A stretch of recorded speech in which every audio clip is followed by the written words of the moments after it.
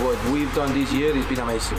We write history. Now is the moment where if we're happy with history or we want to be legend. Here's Adriana with a step behind the defense. Still going, no flag. Adriana cutting in, and she scores. Let's go, end line. That cross, off the post and in. Well, first they got to defend Rodman, who gets into the box. Trinity Rodman takes a shot. Yes! Smith, that bounced kindly. Sophia Smith, oh! Incredible! The back pedal. Alozie in the box, cutting. Morehouse is out, and there's Houston's second goal. Here's Morgan in the box. The shot, goal! What a goal from Alex Morgan. San Diego, your NWSL Shield winners! Here they come, Gotham. Oh, lovely play by Mitch Purse. She has time to pick up Williams! It's Lynn Williams for Gotham! Gotham FC, the 2023 champions! Hey everyone, welcome into Attacking Third, where we are getting set for the 2024 NWSL season. It is here. I don't know how fast time has flown, but it has. Somehow we made it through an expansion draft, a college draft, the off-season, free agency trades, and everything, because we are just days away from match day 1 in the NWSL, the biggest season ever with 14 teams, and we're going to talk about all 14 of them. Alongside Darian Jenkins and Sandra Herrera, I'm Lisa Carlin. Ladies, we have so much to get into. Sandra, can you believe that the 2024 season is here for the league?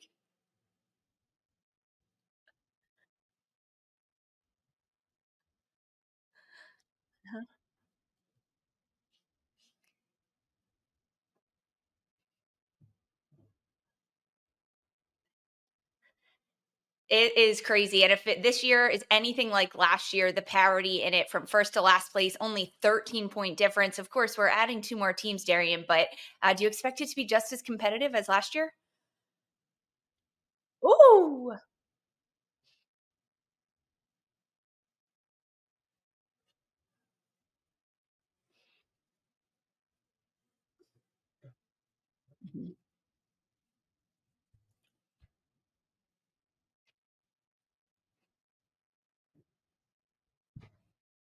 Throughout the last campaign in 2023, there were 6 different teams that held the number 1 spot in the NWSL. And it was the first time any club, or every single club, has earned at least 20 points. It was so close last year. We didn't know who was making the playoffs until the final day. And you're exactly right, Darian. New coaches this year. 6 of the 14 NWSL teams have new head coaches to start the season. And we are going to talk about every single team heading into this year. There's going to be 2 parts to this. So this is part 1. Stay tuned for part 2. You're not going to want to miss it. Let's start with our champions. At the top of the table, New Jersey, New York, Gotham FC. They somehow made it into the playoffs after barely getting there on decision day. They almost let it slip through their fingers. They were the 6th and final team to make it into the postseason. They go all the way, led by Ali Krieger and the momentum behind her to make it to the championship. They defeat OL Reign and they lift the trophy at the end of it. So with the new iteration this year of the Challenge Cup, the 2023 champions will play the 2023 Shield winners. So that is Gotham FC against San Diego. So Gotham is kicking off the NWSL season on Friday, March 15th at 8 o'clock Eastern. Their first regular season match will be the next weekend. But this is a team that, despite winning the championship under Juan Carlos Amaros, Darian, has a lot of new players and they have a lot of new looks. We don't often see a lot of turnover from a championship season, but we do with Gotham. Yeah, it's excuse me. I think it's going to be interesting. They obviously are star-studded. Crystal Dunn, Tierna Davidson, Emily Sonnet, Rose Lavelle, Macy Bell from the draft, Sam Hyatt from Seattle. This is going to be a crazy stacked team with what they already have. It's going to be interesting to see the chemistry. Sometimes you look at these teams that have all of these stars on them, and it doesn't always pan out, but I think with Coach Juan Carlos Amaros, it will. We've seen interviews where players are expressing how much they've loved the creativity, the freedom, structure, but they're still able to express themselves on the pitch. It's gonna be interesting. I want to see how other teams match up against them as well. This is a scary team to go against. Even if you just start with the front 6, it's basically the U.S. Women's National Team at this point. So it's gonna be interesting, but I'm excited for this season to see just how Gotham keeps building. You guys know I worked with them last year, and this team has made, and club in general has made huge strides to make it more and more professional, and especially winning the championship. Let's see if they can hold on to it. But I don't know. Darian, the front six being essentially U.S. women's national team starters, nonetheless, is that a pro or a con for this group? It's a pro while they're there. And then when they leave, I don't know how they're going to make adjustments. There's going to be, a lot of fillers that they're going to have. They're going to have to rotate a lot to have players that can stay in that sort of consistency going into games when these players are gone. Because we know that we'll have games during that break for the Olympics if, a bunch of those players are chosen on that 18 for the U.S. women's national team with Emma Hayes. But it can be good and bad. I think it'll be great while they're there, but it's also, if you're one of those players that's not on the national team, it's tough to kind of sit back and not get that playing time and then suddenly be thrown into having to start and play 90 minutes, not only just for mental, emotional, but physically. That's a huge adjustment to make. So it's going to be interesting to see how Juan Carlos kind of rotates and adjusts time for it to make sense to last the entire season and for these huge gaps that these players are going to be missing. I think we're going to get a pretty early taste of that, actually. Like, how is Gotham going to look and manage their superstar squad in an Olympic cycle? I mean, they've had to kind of balance that a little bit already. There's a number of players that were just competing with the United States in the Gold Cup, and there was a chunk of their players competing in preseason exhibition games and also the Women's Cup. So they technically already have a title checked off their box in 2024. Headed down to South America, went up against Deportivo Cali, then ended up beating Racing Louisville FC for the 2024 Women's Cup. And they already managed a little bit of that. But how's that going to look when it all kind of comes back together? And they were light. I heard stories of people being there saying that Gotham's roster is pretty light at this point. What, they signed a 13-year-old for that preseason game, and so they were searching for players because of the international window. Yeah, I'm eager to see the minutes management, like going into Challenge Cup. What's that going to look like, especially with the knockout rounds that some of those international players had to carry on their legs. I think we're thinking about maybe Jenna Neiswanger specifically, who saw a lot of time with USA during this Gold Cup. Crystal Dunn, who's coming off of that finals appearance against Brazil. Tierna Davidson, who pretty much was the starting center back, really, especially in those knockout rounds as well. So how's it going to look? How's it going to feel? What are the plans for Juan Carlos Amaros to kind of make sure that all of that there's a balance for everything and for everyone. The whole, we talk sometimes about the concept of a deep bench. I know last year we were very complimentary of teams in like the Portland Thorns or Seattle Reign. Even we talked about that a lot, how like a deep bench will get you far. Maybe Gotham's going to have to tap into that pretty early on in their season. It's interesting as well when you think about some of the players that they traded away. I don't know. It's different to look at, I guess, because these players went through so many ups and downs with Gotham and got them the championship, and now they're gone. So you lose a lot of, I think, the heart of a team. That's fair. When you get rid of those players, or not get rid of, you trade them away. So I wonder just how it's going to look. How's the culture on the team going to be? I'm sure it'll be great because Juan Carlos is a great coach. These are great players that are coming there. But it does make a big change to that underdog mentality, I think, that Gotham had from going last to first and everything that they overcame last year. And hungry dog, like underdog, having that mentality is very different. And they are not, they're not underdogs because they won, but also because of the makeup of Gotham's roster now, because they have all these superstars and international players that have been to World Cups and won things at the highest level. I mean, Esther Gonzalez is still on this roster in the front line. So I think some of the players that they lost also lose a bit of the meat to this group. Of course, Ali Krieger, who retired, Christy Mewis, who is no longer there, Mandy Haught, Ellie Jean, Ali Long, Amani Dorsey, Ify Anamanu. These are all players that helped make up the identity of this Gotham squad. And now I think it's going to be a little bit more difficult for Juan Carlos to get back to that championship. It's hard to do back-to-back years in and of itself. And then B, they don't have this common, I don't know, thing to rally around, whether it's being an underdog, whether it's not being superstar players, right? They didn't have a lot of superstar players last year, whether it's not having someone like an Ali Krieger that you're like, I'm going to give you my all because I we're doing this respect for you. We're doing this for you. It changes the entire dynamic. We almost have to look at Gotham as if they're a brand new team this year.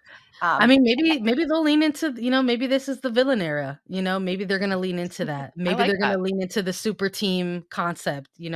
These are all kind of, maybe not so much the villain part, but the whole super team kind of concept, isn't one that we get to see too often in NWSL. I think we can point to maybe 1 to 2 teams in the now 12-year history of this league.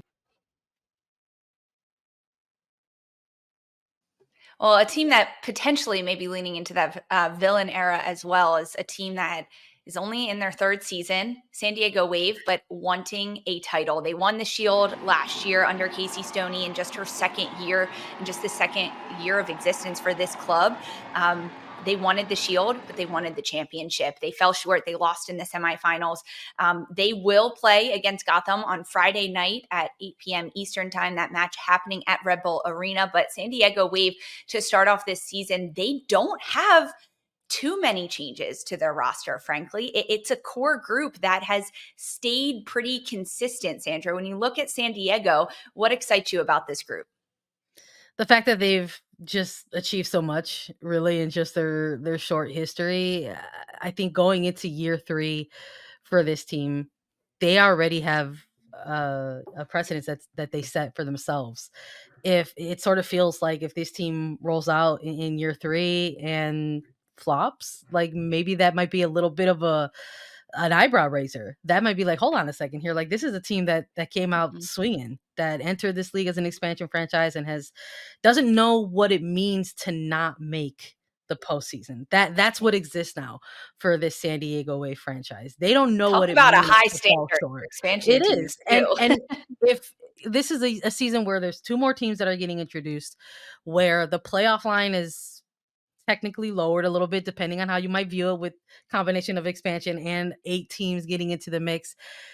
If you don't make that postseason in your short history after having achieved that for yourself, that's absolutely like you selling yourself short. So I don't anticipate that. I see this roster put together in terms of what they may have lost in the offseason and what they gained in the mix. I feel like they have a lot of important pieces back in the mix to go ahead and kind of run things back and maybe, just maybe, finally get that NWSL championship. At the very least, maybe make it to the final. They've fallen short now a couple times, but I like that so much of their roster is mostly intact. And in terms of what they went out and got to try to maybe bulk up in some areas, I really liked the signing of Savannah McCaskill for them in the free agency period. I think there's some nice overlap there in terms of SoCal rivalry, kind of luring one player to the dark side, so to speak. And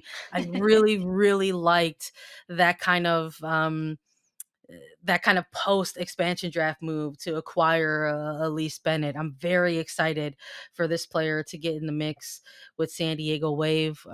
Hopefully she can get some extended minutes, more looks on the ball, and hopefully Casey Stoney has some good plans for her. Yeah, I agree. I think Savannah McCaskill is a winner. She is a gritty player. She is going to lead, I think, in this midfield. And look at this: Van Egmond, McCaskill, Jaden Shaw. That is an intimidating, whether Jaden Shaw plays in the middle or in the front. I think we're going to see a lot of combination between those 3. And I think McCaskill is actually going to give something that they've been missing, which is somebody that's going to lead in the midfield. She's not afraid to dribble, go 1v1. She's good with both feet. She has a great vision to slip balls through. It's not just really relying on Jaden Shaw to do it so much anymore. I think that she's going to be a really, really good addition this coming season. And what a fun rivalry between San Diego and LA. And that, you're right, switching over to the dark side of trading clubs like that.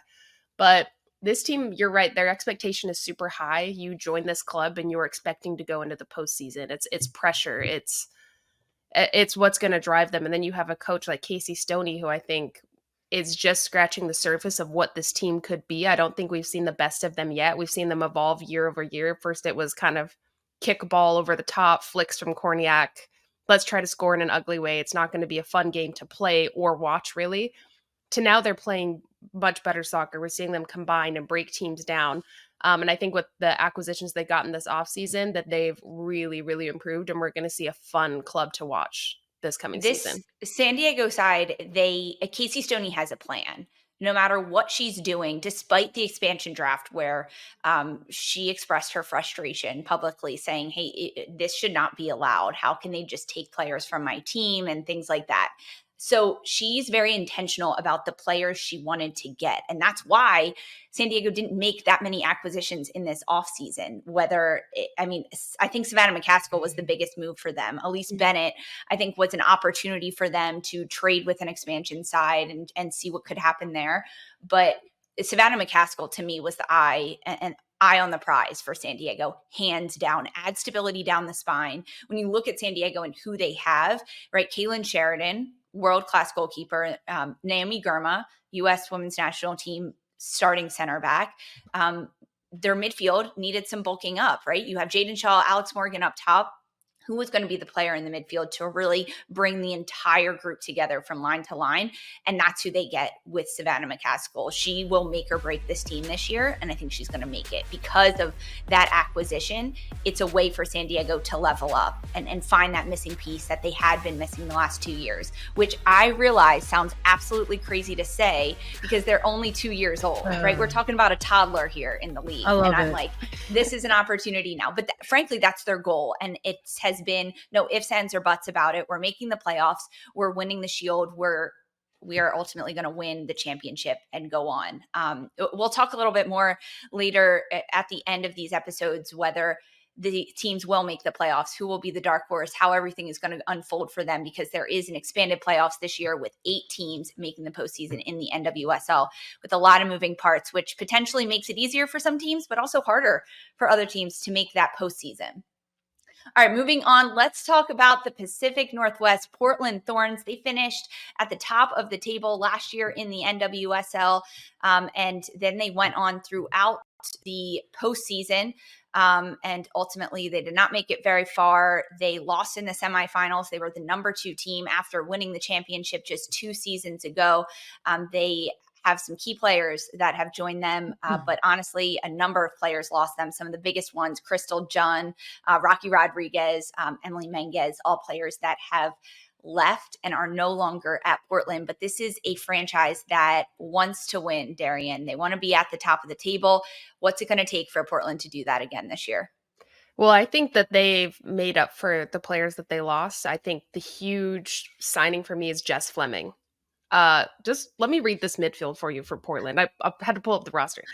Sam Coffey, Olivia Moultrie, Hina Sagita, Jess Fleming, Olivia Wade-Katoa, Gabia Provenzano, Katie Duong. That is who's going to play? How many players? Is it just going to be all midfielders playing at the same time? Like, I think that is such a stacked midfield. And then you look at their front line. Janine Becky is back and healthy. Sophia Smith, Morgan Weaver, Christine Sinclair. I think the team's going to be okay. We're going to see a similar style of play. I think these players feel very refreshed, especially with coaching change, better investment. That, from what I'm hearing, it's much more positive. Players actually have a good outlook on coming into the season, where maybe before it was kind of dreading it because of the lack of change that they've seen. So I'm excited for this team. I think the players feel very motivated. They have a stacked roster. It's going to be interesting to see how, are they going to play in Portland's same style, or are they going to make adjustments because of all of the personnel that they have? But Portland's for sure going to be in my top 8. I'll tell you that already, just by looking at this. I don't know how they're going to play, but I know that they're going to be good. And I think Sophia Smith is going to be hungry to come back. She obviously got that goal. We saw how much it meant to her in scoring her penalty. And I think that kind of reset her confidence coming into this season. So what a way to start going into the NWSL season opener this weekend with 2 goals with the national team and just good motivation for her. So I think she finds her groove in the NWSL. She comes out and makes scoring goals look easy. And now she has a midfield that I think is going to feed her. Jess Fleming, I've had the honor of playing with her. She has such great vision. And even, her leadership with Canada over watching her in the W Gold Cup, I thought it was fun to see her thread balls through a little bit more. She was taking shots from distance. Her combination play has improved. She just looks braver on the ball. Like, she has a little bit more freedom. And I hope we see that in Portland. And with this front line, it's going to be a scary season to go up against them. It usually is, but I think even more so right now. Yeah, absolutely. I'm in agreement with you, Darian. I don't know if, we're looking at teams as a whole and saying, like, who's going to probably make their way back to the postseason. It's likely going to be this Portland Thorns side. I mean, if nothing else, if folks are still kind of like, look at all the things that they lost along the way, that deep bench that we were talking about so much last year is going to just sort of kind of sustain them, I think, into this 2024 season. I know that there was some question marks around veterans and their return in the free agency period. Well, if Becky Sauerbrunn was going to come back, if Christine Sinclair was going to come back, what was that going to look like? Looked like everybody agreed to some kind of 1-year deals. Like, let's make it all last while we've got it in place. And honestly, look, I would actually include Sophia Smith as part of that equation as well. This is the player that has not signed a new contract or an extension with this Portland Thorns side. And I'm sorry, if you have the 2-time Golden Boot winner and that extension or new contract has not been signed already, I don't know if that's happening in this season. They could say that they're having ongoing conversations with her all they want. I will be shocked if that ends up being the case for Sophia Smith. So I think maybe write it down, Sandra, with the bold prediction. We're going to do it anyway. We're going to do it anyway. So I just think that there is something here for this Portland Thorns team to remain motivated. This is just a long-winded way of me saying that they're going to go out there and make sure that every minute counts for this team, because we know that at this point, when it comes to NWSL, when it comes to year in, year out, the team that you're with, that you're taking the pitch on match day 1 might not even be the same on your final match day, let alone the following season. And I don't think the Portland Thorns are going to be the exception to that case. And so I like all of the pieces that they have, the players that have been with this franchise for an extended amount of time, and the new players that they came. I'm thrilled about the Jessie Fleming signing. It's probably one of my most favorite of the offseason. And I just think that with that much juice in your midfield, knowing that you've got those beasts in front in the attack, it's going to be scary. And people should be scared of the Portland Thorns, especially if Sophia Smith and Jessie Fleming are on the pitch at the same time. One of the things about Portland over the last several years is that they bring in young players and they really try to develop them. You're not getting a starting spot unless you're a superstar, but you're just not, because of how much talent is ahead of you.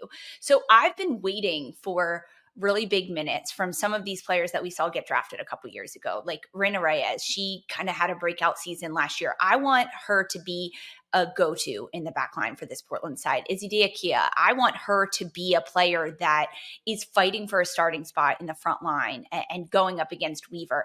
I want some of these players to take the next step. And that is pretty much an impossible ask when the players ahead of you are Christine Sinclair, Sophia Smith, Hina Sugita even. Like, that is a very tall task to have, but that's what's going to make this Portland side great. If all of these other players are pushing for starting spots and pushing the players that are in those starting spots, kind of giving them elbows in the back and saying, no, I'm coming for you, because it's only going to push them and make them that much better.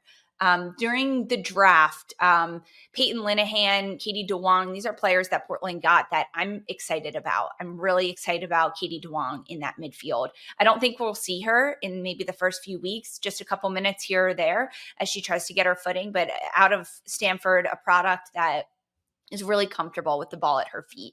And that's what Portland goes to. They want players like that. So I want this to be a moment for Portland to kind of develop a little bit more. They had their new head coach, Mike Norris, last year stepping in. Can they also take that next step, right? And make it a little bit farther, get back to the championship, because it's a winning caliber club and they didn't make it there last year to the championship. They lost in the semifinal, but they have a lot of good pieces. It's definitely scary, the depth that Portland has and every which way that they want to continue to attack you, and their versatility in the front line. It is going to be dangerous to watch them. And everyone gets their first taste of the Thorns on Saturday of opening weekend. They'll take on Kansas City Current. That's a kickoff at 1:00 Eastern time. And that match is happening in Kansas City at the brand new Women's Purpose Stadium. So definitely a lot of emotions and big things happening around it. We'll talk about the other side of it, Kansas City, soon. But first we have to talk about North Carolina Courage. This is a side that finished last year third in the NWSL. Then they continued to kind of ride throughout the year. They were back-to-back champions in 18-19. They understand what it's like to win. They were back-to-back Challenge Cup winners in 22 and 23. They finished third throughout this season, but then they fell short. They end up losing Carolin and decision day, final day of the regular season, which seemed to be the piece that kind of made the castle crumble for North Carolina. They've now had an offseason to figure out what Sean Nahas is going to do without Carolin in the midfield, and he had a plan. He wanted to pick up some players, one of those being Ashley Sanchez during the draft, a huge trade that made earthquakes throughout the league, even in Ashley Sanchez's world. She was shocked to see that she was going to North Carolina Courage, but otherwise, not that many changes. A couple of internationals coming in for North Carolina, but the game plan for Sean Nahas, he established it last year, Darian. He knows what he wants from his players and the style that we're going to see. How do the pieces that he has built at North Carolina fit into the style that Nahas wants to play? Yeah, I think getting Ashley Sanchez was huge. Ashley Sanchez and Danny Weatherholt, to me, are two players that really stuck out in the acquisitions Coach Sean Nahas made in the offseason. Missing Carolin, Ashley Sanchez, I think we didn't get the best of her last year, whether that's, confidence-wise or just playing at the Spirit, which was kind of I don't know if anyone had a great season at the Spirit last year. It was a frustrating team to watch because they had all of the personnel to be a playoff team, a championship team. We've seen them, but it just wasn't coming together for reasons, whatever. Ashley Sanchez making this move, I think, is huge because she fits the style that Sean Nahas plays, which is the Spanish style, moving the ball really quickly, hyper-technical players, triangles all around the pitch with great vision. Everybody's making runs forward.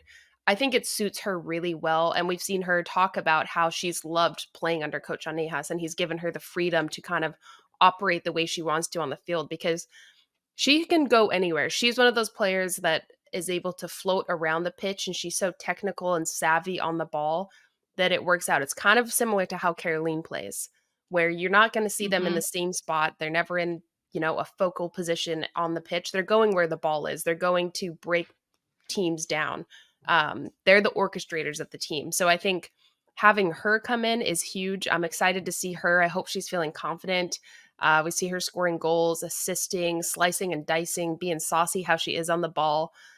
But it suits his style well. And I appreciate that they didn't make too many changes this offseason because I think he has his core. He has his identity and culture of what this team is. And any new players that come in, it's so much easier to get bought into that when you already have that established there. So I think this is going to be a championship team. And when Carolin comes back, I hope she comes back healthy and quick. Imagine her and Ashley Sanchez on the pitch together. Oh. But look at this midfield too. You think Denise O'Sullivan, Danny Weatherholt, Ashley Sanchez, if she plays the 10, or maybe she moves up top, I don't know.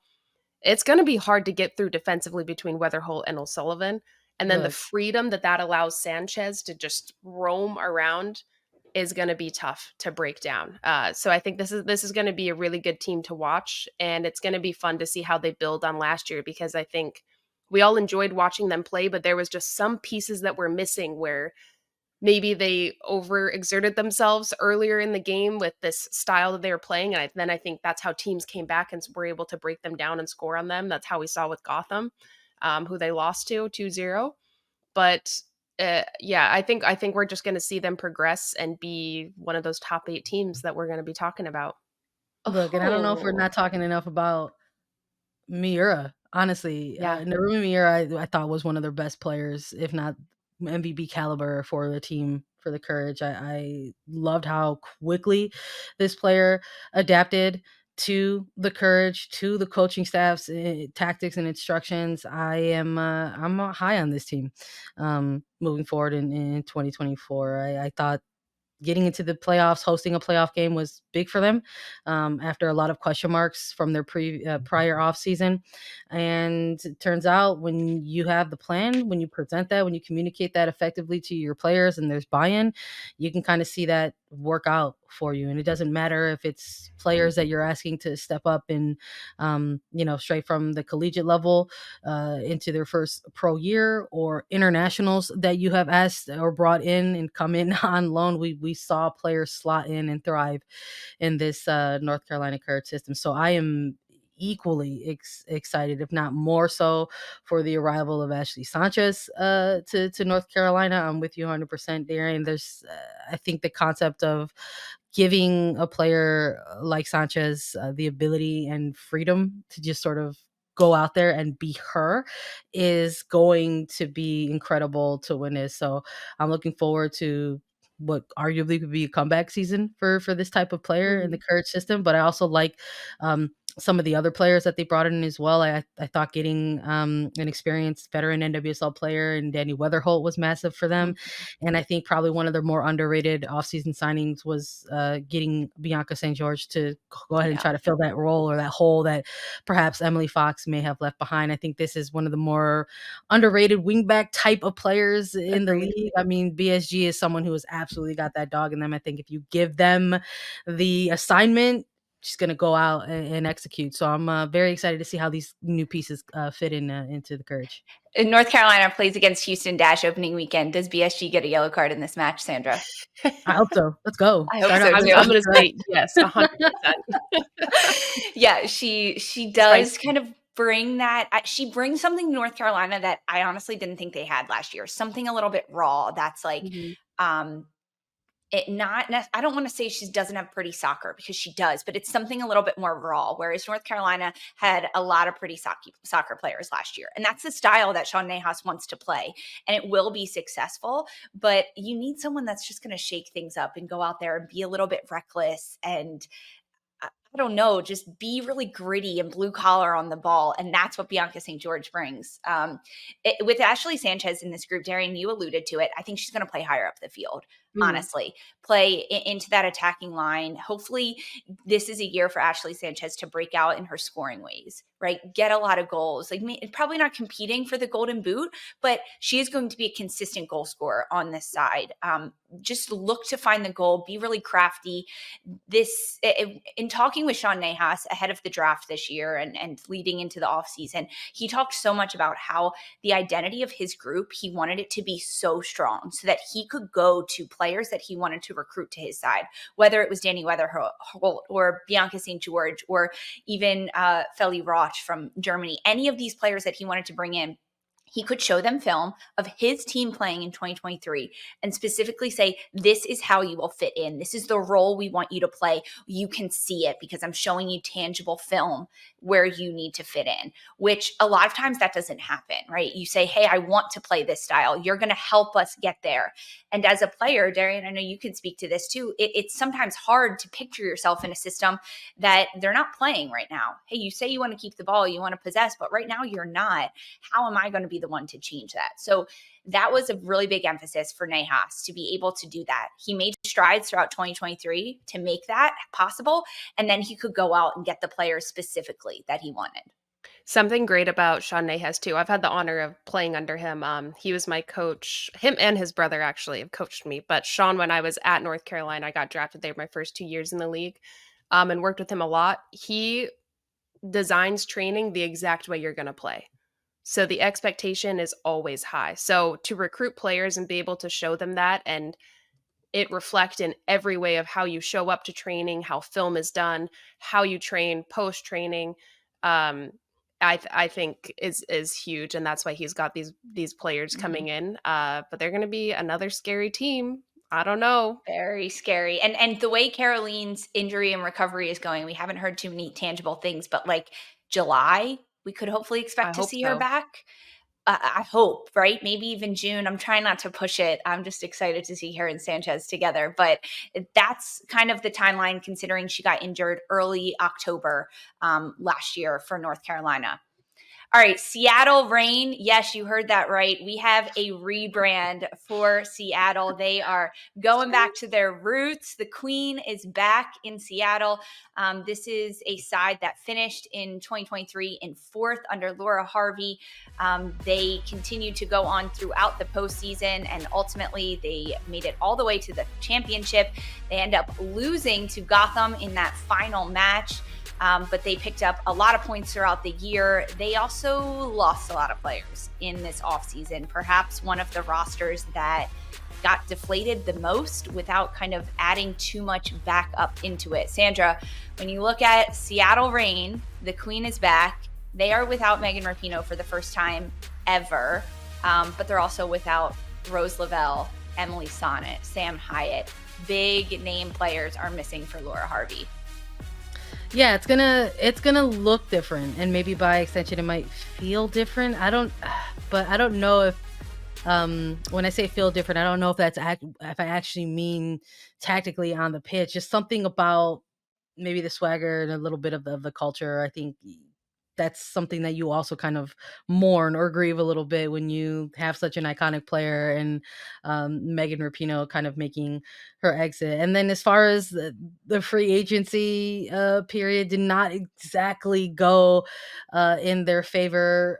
Look, there were a number of teams having to deal with some similar things here, whether it was Portland, Seattle, or Chicago. These long-standing existing franchises navigating off seasons while also kind of welcoming in new ownerships or finalizing deals for new ownership. It makes things difficult on the back end there to maybe try to really get in there and, in Seattle's case, retain or even sign new players. But having lost Megan Rapinoe to retirement, no Sonnet, no Lavelle, I think you take a look at what they have tried to bring in, and whether it's Jisoo Yoon or Angar James or even their draft pick in Sam Mesa, I think these are kind of maybe long-term vision type things for Seattle. I mean, there's something Laura Harvey can do is get a international player into the mix and get them to buy in to what she wants to perform out on the pitch. So I'm very excited to see the arrival of Jisoo Yoon in NWSL. What does it mean? What is it going to look like? And I'm glad that it's going to be with the Reign. I'm glad that it's going to be with Laura Harvey and her coaching staff. And I think you also take a look at what's already there, right? I think this is a team that is runners up in that NWSL championship. And while, yes, they did lose some couple of key starters from that final, there's a good chunk of this roster that is coming back. I mean, you're still going to have veterans in Barnes, in Fishlock. You have arguably their focal point out wide, on the flank in Sofia Huerta. These are players who have become synonymous at this point with Reign football, and they're back. And again, taking a look at where the playoff line is now, I wouldn't be surprised if Seattle finds themselves back in the midst of the playoffs. I don't know how high they're going to go, but I wouldn't be shocked to see them there.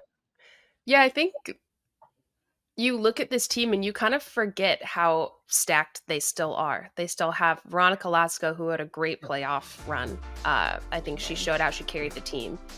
Jordan Heidema up top. Ziara King, who didn't get as much playing time as maybe I would have liked to see her get. Yep. With these bigger name players leaving, I think it actually creates a lot of space for these players that we don't see get to shine. When you have a team full of superstars like Megan Rapinoe, you kind of play based on how that player is playing. Like, your whole team adjusts to that, which is great.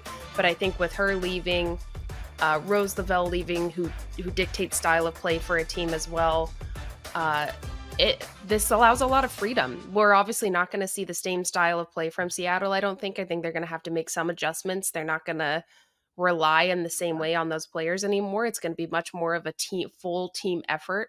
Maybe sort of how we saw Gotham do it last year, because they didn't have that. So I think it's going to be. But Seattle doesn't have this like underdog mentality. They might. I don't know. When games start to happen, that's when you develop that. Yeah, when you're losing. I just don't. That's what you think, Lisa? I just don't see you it. have to win ugly or be really chaotic. I don't know. I think you develop a different type of mentality, and Laura Harvey's a great coach. She gets players bought in. So however that's going to come about, maybe it's not going to be this beautiful style soccer we usually see from Seattle with these deep whipped balls in constantly. And, maybe it's going to be a gritty for some part of the season. I can still see them acquiring players throughout the year in some ways. I don't think we're done seeing the moves that Seattle's going to make. Sandra, I think to your point, it's tough to make a lot of changes when everything else is going on with sell of the team and blah, blah, blah. But I am interested to see how they're going to make changes when you don't have players like that you kind of dictate the way that you play around. Building around. Yeah, that's a good point. I think that Laura Harvey will bring in more pieces as the season unfolds. This will be a marathon for Seattle this year. We are not going to know what's happening with this team in the first 2 months of play. I just don't think we're going to see the same team in the first 2 months that we will see in the final 2 months of this NWSL season, for better or for worse, whether they acquire different players, whether they rotate a lot more, whether we see their style almost evolve throughout this season. I could see that happening. I just don't. I'm a little bit confused as to what's going to happen with this side. Although they lose Rose Lavelle, she frankly didn't play that much last year. She was out on a lot of injuries and she wasn't there. So I think that helps the transition of the midfield for this side, because they didn't rely on her playing 80 minutes every single match last year. But this is still a side that I think has a lot of question marks in losing some of the players that they lost. I don't know. This is like the worst analysis I can give you, but I am just so uncertain with how Seattle is going to play this year. I have no doubt that Laura Harvey is going to rally this group together and bring them along, but they are not underdogs. They have never been underdogs since 2013, when the year started or the league started and they were founding members of it. They were not underdogs. And now that they have this rebrand and they're back to Seattle Reign, the Queen is back. I think they have this mentality of we are the Queens and we are back. So we're going to run through this league, which has helped them in the past, but I don't know if it's going to help them this year, frankly. I think Ji So-yeon is going to be a big addition, though. Her leadership she brings to the team and playmaking, goal scoring ability is going to be huge. Whatever style of play we see them come out with, I think she's going to be a leader in this. Between her, Fishlock, Barnes, it's still, they're still going to be a great team. It's just, you're right, Lisa. It's a lot of question marks. We simply don't know. You know who I think this weekend will be very telling. You know who I think is going to carry that underdog kind of chip for them, for the mentality? I think Bethany Balcer is going to be the one for them. I think she's going to come out with like something to prove, because she always does. I love that she always about does. her. I love that about her. She's gritty. Yeah, so I love watching her play. I hope she gets really consistent minutes this year. In the front line. Yeah, maybe they'll do a double 9. That would be fun. That would be fun. That would be really fun. Okay. I'm excited now. I'm really excited. Okay, so you can watch Seattle Reign and the new rebrand and see how they do.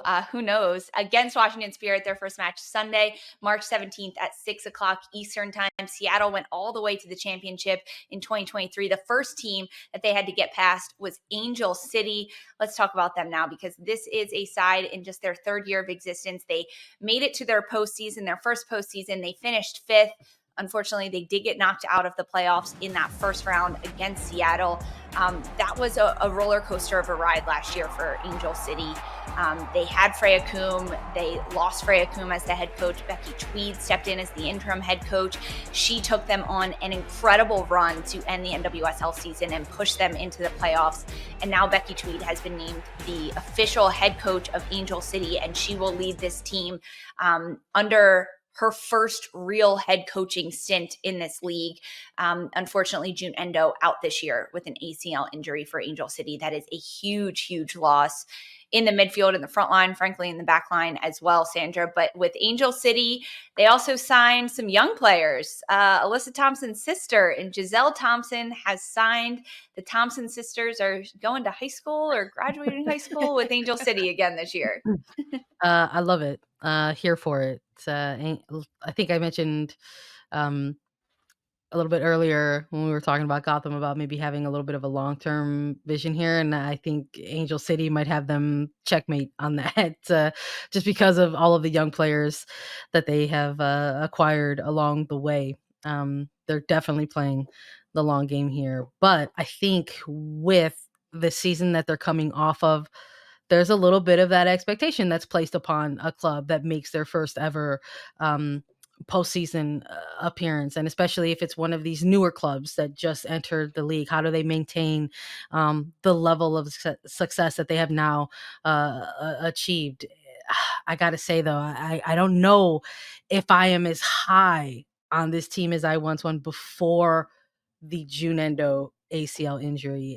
It's not about one player, but my God, in their short history, June Endo. I just this player has become that type of player in such a short time for Angel City. So I think it's a massive blow to not have her as part of this campaign in the march back to the postseason and potentially a higher seed within that postseason. That's not to say they didn't make other good moves, but these moves also came when we thought that the team was going to maybe look or roll out a certain kind of way. So getting Rocky Rodriguez, I think was a massive pickup for them. I think this is a team that we've been saying it, I think these last 2 seasons, has been a midfielder or two away from kind of having the complete package. And Rocky Rodriguez is a player that can help in that capacity. And I think the acquisition of Messiah Bright was big for this team. I think it maybe even had some folks kind of scratching their heads. Well, like why would Orlando do that, or why this, why that? But everything that was explained around it was that it was a mutual move for the player. So partial player request, partial, honoring players' wishes. So now Messiah Bright is in Angel City, and this is a team that wants to again continue to build off of that success that they obtained last year. How is a player going into their second year as a professional gonna kind of take on those pressures, right? And kind of kind of utilize that as motivation and kind of to have a successful sophomore season. I hope it is a move that ends up working out both for player and for club, because Becky Tweed is going to get an entire year. She's gotten now an entire off season, a preseason, and now we'll have an entire season to look ahead to build with this team. Is there going to be that same lightning in a bottle that was captured when she kind of came in the mix in the middle of the season? It's a much different grind when you're chipping away at a long 26 game season versus just asking a team to focus on a 12-week stretch. So I'm curious to see how it all play out. And it's very different to ask a team to kind of rally around a coach that's coming in and hoping to rejuvenate something when you have 2 months left of a season and your interim is there and you kind of have something to fight for and play for because things are going to be different. It's definitely a different beast. We talked about Savannah McCaskill with San Diego, but how much of a gain she was for the Wave, Darian. How much of a loss is Savannah McCaskill in Angel City's midfield? Yeah, she's a big loss. We mentioned before, she's a gritty player. She's as technical and savvy on the ball as she is, and leader she is. She's also super aggressive. She's a player you don't want to go into tackles against. She covers a lot of ground in games. It's a really big loss, but I do think the acquisition of Rocky Rodriguez is a little bit like for them. Maybe not as a big of a hitter as Savannah McCaskill is, but clean on the ball, likes to go forward. I hope she plays higher on the pitch for Angel City. I think she thrives there. I think she's really effective there. She's hyper technical on the ball. I I'm excited to see how she fits in. And you're right, with Becky Tweed getting a full year with them, it is a different type of grind. But I think with that 12 weeks that she was with them and that push, that mentality and buy-in you get from your players is totally different than if she had to try to create that from the start of season. Yeah. So I actually think it's going to be really positive going into this a full year with a team where now she's able to show some sort of culture and identity that she wants from those weeks that she was with them last year to go into now. It's just going to be an extra edge that maybe she wouldn't have had previously as she just come into a head coaching job now. So I think having that, and you have big players, Sid LaRue, who's a big infectious personality on the team, who's bought in and likes her. It's really good way to start the season, and I think they're going to have a good year. It's going to be interesting to see how they make up for, you're right, Janendo not being in that team for a while. It's a huge loss. I don't know. I'm interested to see how they make up for that. But I'm also, you're right, you gave Messiah Bright a shout. If you're a player and you want to leave and you go somewhere that it actually works out that you get to go where you want, it's so good for your confidence and mentality to start a season. And the way she ended with Orlando last year, scoring so many goals, I think is going to be a great way to start with Angel City. But she also has, I think, a team, maybe a fully fledged team around her that she didn't have in Orlando, where more of a clear style of play than she previously had. So I think we're going to see more goals from her. I hope she gets a lot of playing time. That front line could also be scary. Alyssa Thompson, Sid LaRue, Messiah Bright. Imagine that starting off the season. But I think that would be a good shout. Yeah, I think the front line for sure is going to be scary for them with Sydney LaRue up there and Alyssa Thompson, who is coming off a bit of a knock. That's reportedly why we didn't see her with the United States at the Gold Cup. So it just kind of staying safe and staying healthy there at Angel City. But we do get to see them opening weekend on Sunday, March 17th. They'll take on new expansion side Bay FC at 7:30 p.m. Eastern time in LA. It will be the host of that match for Angel City. So excited to see them and kind of how Becky Tweed can ultimately dig her teeth into this side right from the jump, if they can be a side that makes teams fearful, because I don't think they were until the very end of last year. It wasn't a group that was like, we are a little bit nervous to play against Angel City. What are we going to get from them? They had a lot of inconsistencies throughout 2023. Teams were mostly afraid to play in LA, knowing what the stadium and the fans were going to bring, but not necessarily scared. They were just excited, knowing that they were going to get a huge crowd to kind of come out and cheer for women's football.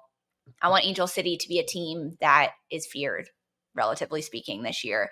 And it's tough for other teams to kind of go against them and see how they're going to play, whether it's going to be really consistent or if they're just going to be such a threat going forward. We'll see from Becky Tweed opening weekend on Sunday. All right, we are going to talk about Orlando Pride, a side that missed out on the postseason in 2023 by one goal.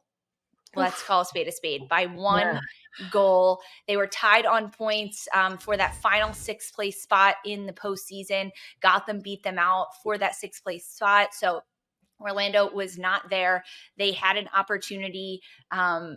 Unfair, says head coach Seb Hines, as to why his team did not make it into the postseason. But Orlando Pride, they start their play in the NWSL Saturday against Racing Louisville.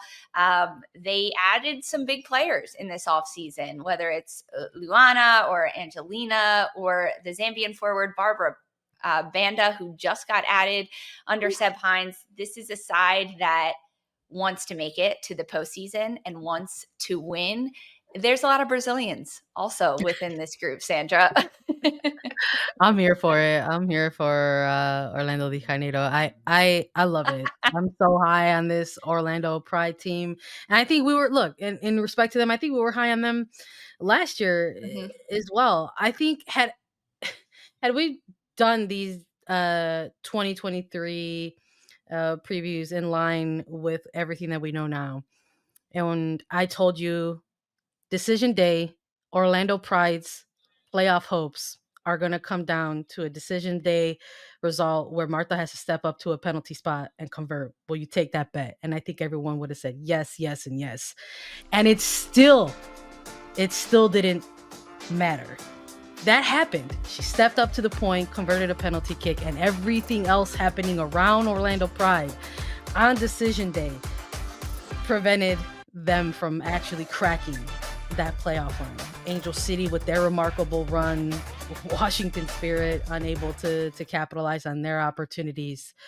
So I think having all of that, what we know now, the moves that they made this offseason, knowing that it's 8 teams that are going to get to the playoffs, I don't know how you look at this Orlando Pride team and look at them and still count them out.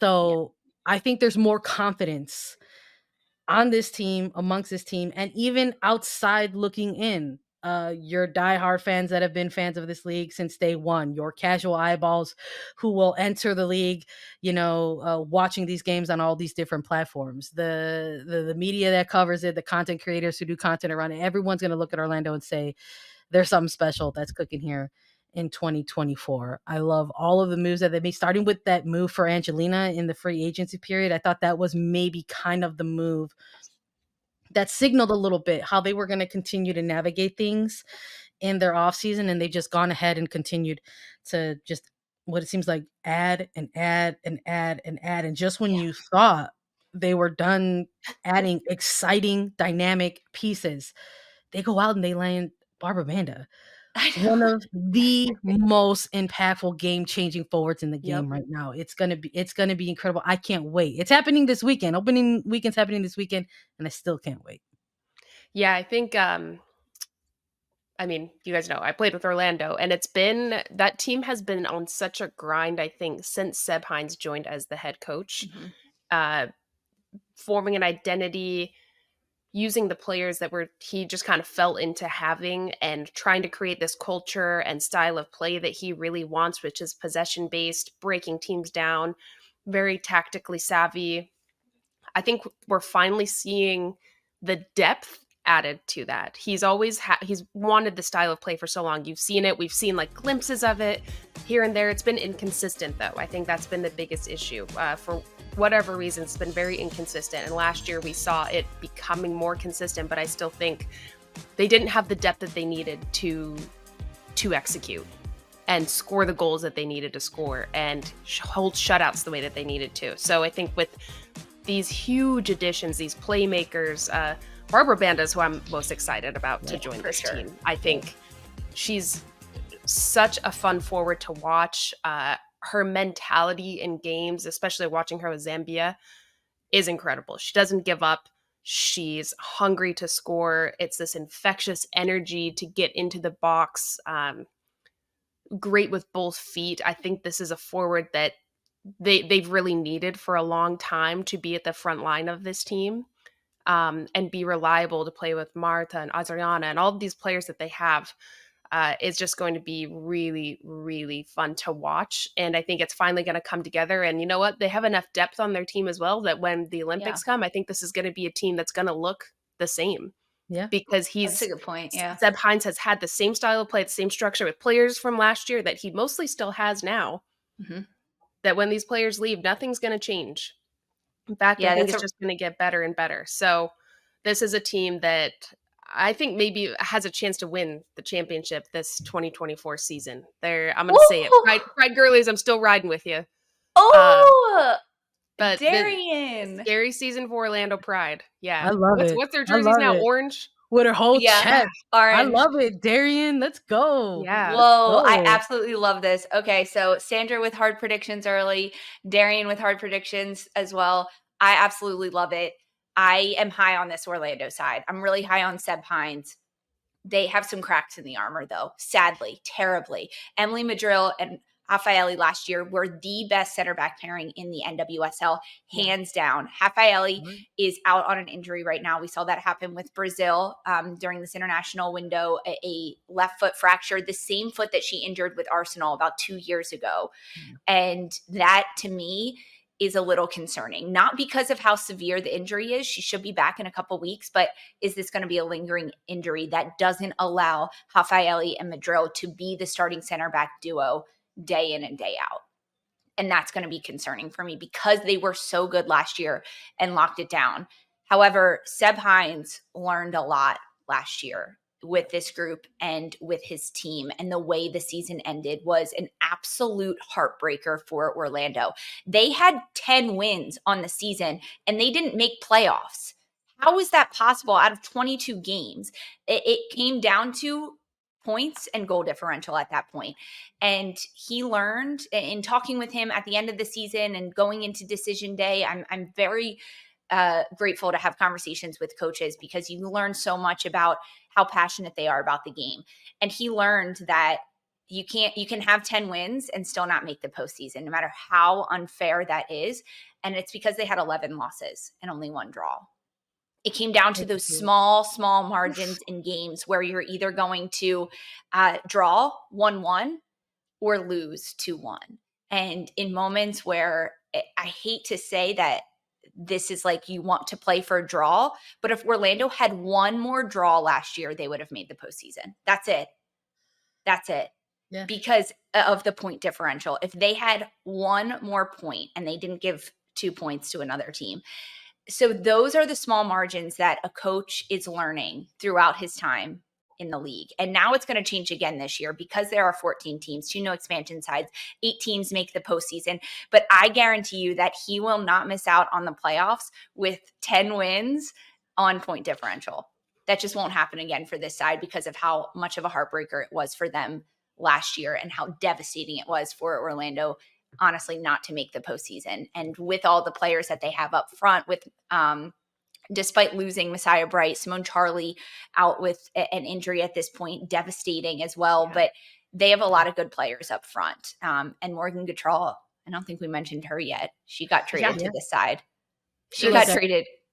If Morgan Gautrat is providing what we know she's capable of providing, I think that's going to alleviate a lot of pressure for that back line. You know, I mean, I believe in Emily Madrola. I think we rated her going into that draft class, and I think she stepped up and had a really underrated season. Honestly, I think she just really grew in the role in that position last year specifically. So we'll see. It is a loss, you know, to not have Rafa on the back line, but we'll see. Maybe Seb Hines is going to just have those discussions with his defense and say, this is what it is, so let's roll with it.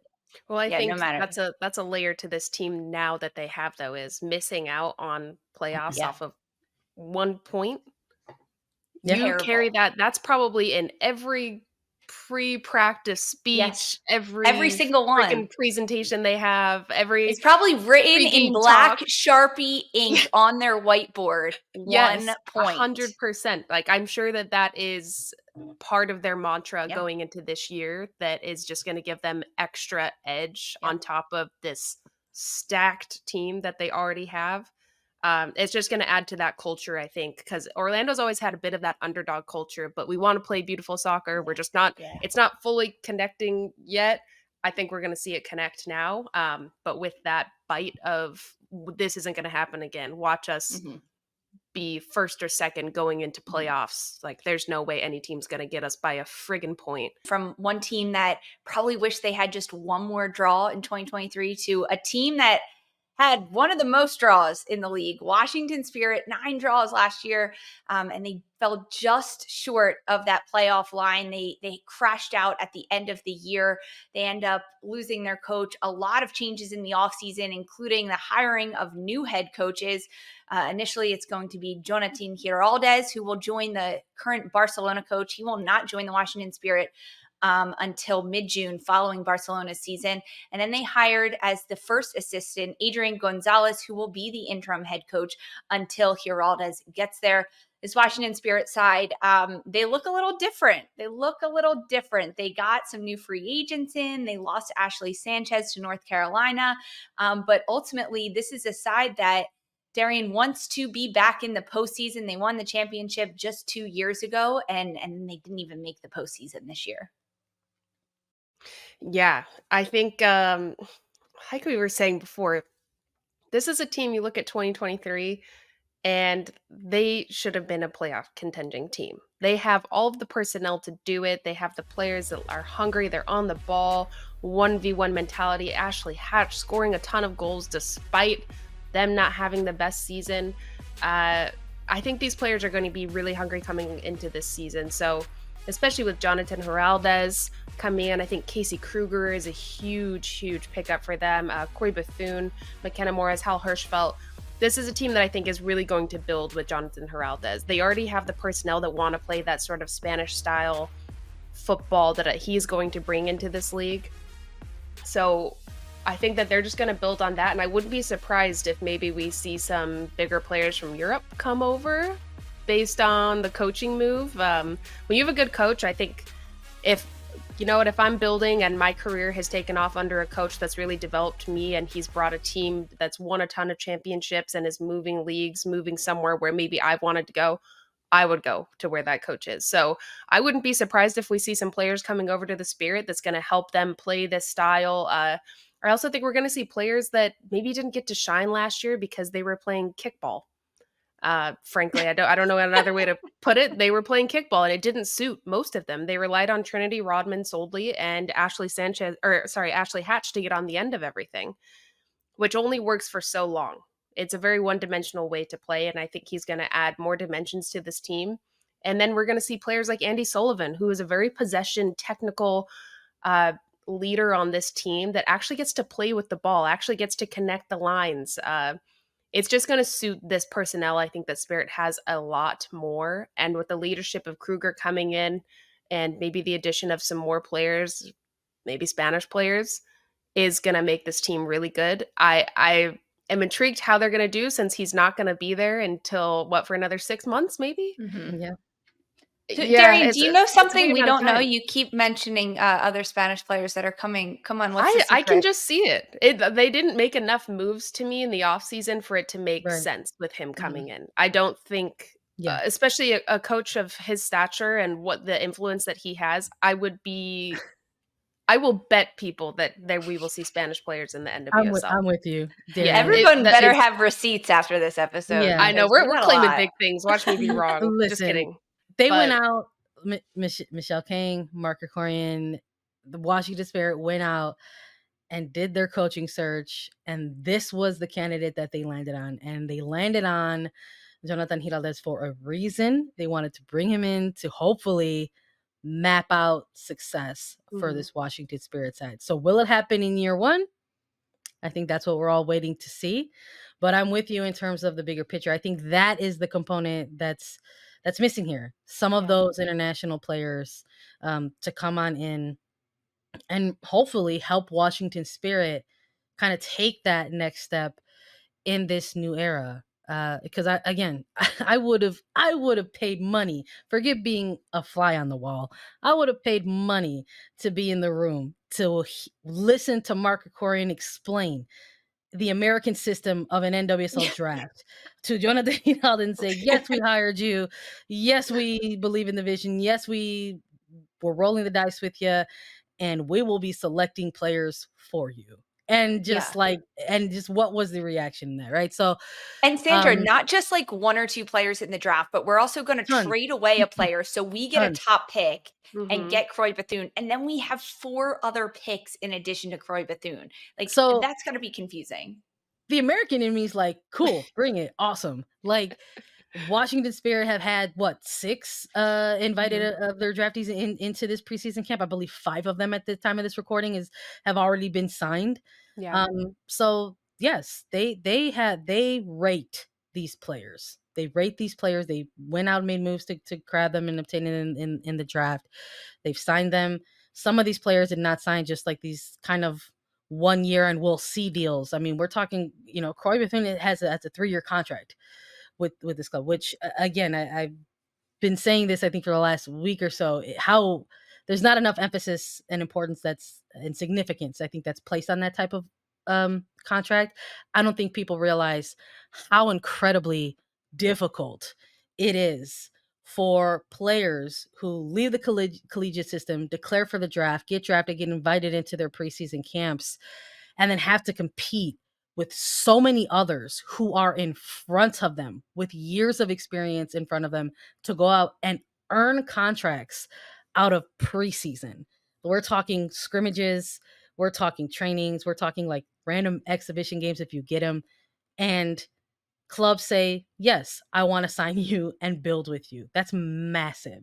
I think it's an incredibly underrated part of NWSL, and so many of these players and so many of these clubs that have been announcing these types of contract over the course of this week, I think should absolutely be celebrated. Corey Bethune, one of those in the Washington Spirit, along with, again, four other players, McKenna Morris, right? All these players who are drafted in part of this draft class that are part of the Spirit. So there's that level of excitement for me when it comes to this Washington Spirit side, but how it's all going to blend together, mesh together with these 5 to 6 new faces, with a couple of pieces from the Spirit that have been around for a while, whether it's in Kingsbury or Sullivan or Hatch or Rodman at this point.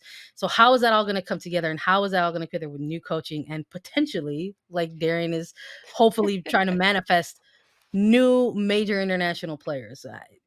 Jury's still out for me, but I want to see it. Ooh, jury's still out. I agree. My jury's a bit still out on this one. And I don't think we'll see until July even what this team is supposed to look like, maybe even August. There was a lot that went wrong with Washington Spirit last year. A lot. They didn't play pretty soccer. They weren't utilizing the players' individual skills. It wasn't really fun to watch them or call their games. One thing that I think did work really well was Tara McKeown playing in a center back role. I really liked that. She going as being a converted forward to a center back is a little bit different. Usually it's a forward to an outside back. And playing alongside Sam Staub, she had the right tools and the right guidelines to be successful in that role. Sam Staub is no longer here at Washington Spirit. How does that center back role, who the heck is going to fill that center back role outside of Sam Staub? I think that's a big question mark for this Washington Spirit side. A player that it not only can deliver set piece balls and good aerial balls in, but really good breaking line passes and a good 1v1 defender. She's a good aerial presence as well. Tara McKeown now is going to maybe be asked some bigger questions of herself that she wasn't asked of last year. And is she going to be able to handle that pressure? I don't know. We're going to see what happens with this Washington Spirit side. But some of the rookies and the draftees that Washington has brought in, I am very excited about. Of course, Croy Bethune out of Georgia. This is a special player. If she can get in the right groove, just imagine the magic and the sparks that are going to fly between a Bethune, Ashley Hatch of top, Trinity Rodman. Bethune is just good on the ball. She's really crafty. She's got high confidence to dribble through the lines. I think she's going to fit in really well with this Washington Spirit side. Just the personnel that they have. Hal Hirschfeld, also a big personality player out of Clemson. Her teammate McKenna Morris is there too, out of Clemson.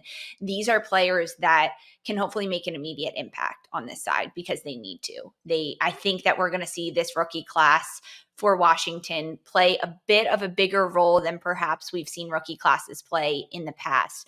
And not just because of how many there are, but because of the talent that they bring to this group. And with Casey Kruger now on this roster, I think she's going to help lead them a lot, along with Andy Sullivan on the field, which is going to help them ultimately.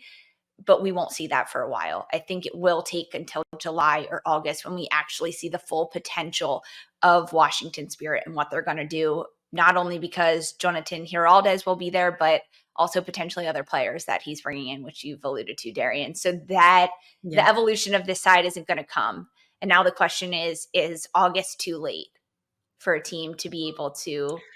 I don't think so. I don't think so either. We're seeing with the U.S. Women's National Team, this is obviously like a big comparison, but Emma Hayes isn't there. Twyla Kilgore is crushing it. You never know. I think if you have a good relationship with your head coach, they're not in market, but they still have a heavy influence. Maybe we'll see that work out for this team and they'll start acquiring more players and have the culture and the style of play imprint that they want going into when Jonathan Giraldez is able to actually join later this year.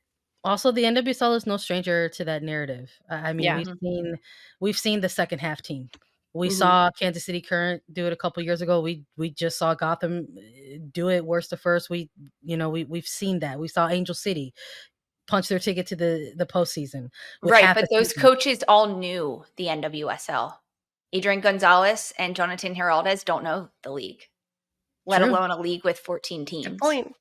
Yeah, no. So we'll see. Is I think maybe there's that sub question to it. Is Washington Spirit going to be that one half team, and which half is it going to be? Are we going to see it? Are we going to see them ride that second half into the sunset, or are they going to kind of do themselves a disservice in the first half of the season? We get our first taste of Washington Spirit this Sunday at Seattle. They take on the Reign March 17th at 6 o'clock Eastern time. And we'll get a taste of all of the teams this weekend. All right, we ran through 8 of them. This was part 1 of our NWSL team by team preview. Take a deep breath, but don't go anywhere because we have part 2 coming out in a separate episode. So if you listen to this one, if you liked this one, tell a friend, like this, download it as a podcast, and follow wherever you get your podcast, Attacking Third. And stay tuned for part 2 where we will do the final 6 teams of the NWSL because it all starts this weekend.